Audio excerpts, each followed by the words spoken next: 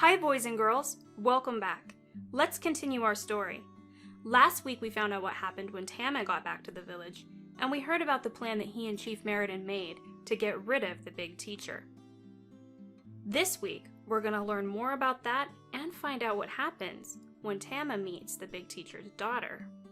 So you'll remember that Chief Meriden and Tama had decided to invite teachers from Islam to come to their village because that wouldn't interrupt their way of life.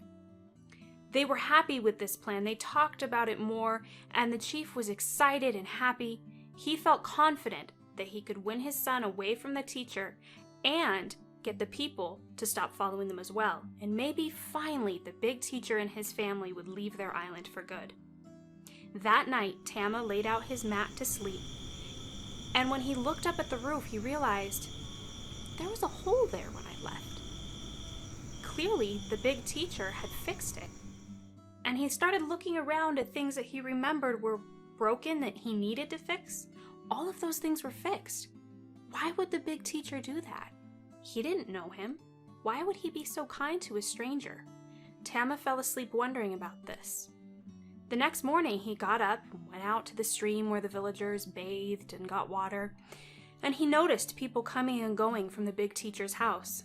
He also noticed a small boy who looked like the big teacher. He had the same red hair, and he noticed that the chief's son Satu was playing with him, and they seemed to be very good friends. This is not good, he thought. It's a good thing we're bringing the teachers from Islam to get Satu away from their family.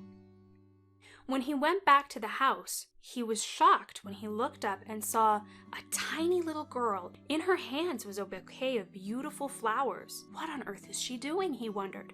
And she came right in the door. She didn't seem afraid. She didn't seem scared or worried. She just came right up to Tama and reached the flowers out to him. He took them and couldn't help but smiling back at her. Have you ever met someone who just seems to exude light and happiness and joy? That's exactly what Marta was like. She was like a light in his house.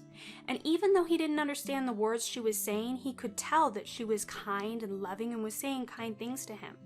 She pointed at the little broom in the corner and said something. Tama didn't know what, but she went and got it and swept his whole house. What? Why? She didn't know him. It wasn't her house, but she seemed so happy and joyful to do this kind thing for him. Then she took his dirty cooking pot and ran outside to the river, and he watched in shock from his window as she took it and scrubbed it perfectly clean, singing happily as she did so. To him, she seemed like a little bird singing about her work. She brought the pot back to him. He put it away, and she smiled, said something else to him, and then ran out the door. When she left, he felt almost like someone had turned off the light, like it would suddenly gotten dark. Have you ever felt like that? When someone super happy and joyful is left, it almost feels like the light's gone out. That's what it felt like to Tama. He didn't know what to think.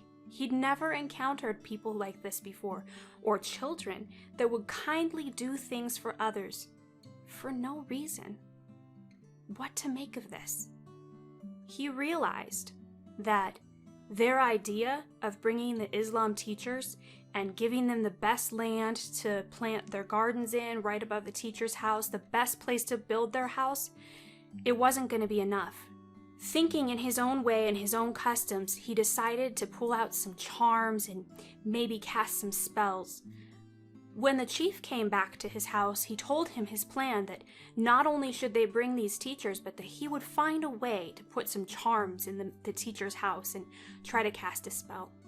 The chief decided that this was a good idea, and he told him that he'd chosen 10 men to go with him to go get the teachers of Islam. Tama watched as they got in a boat and set sail to go bring the new teachers to them. I wonder what will actually happen when those teachers get here. Will the family still be loving and kind to everyone for no apparent reason? Also, we're going to find out what happens when Satu, the chief's son, learns more about God. Come back next week. I can't wait to tell you more.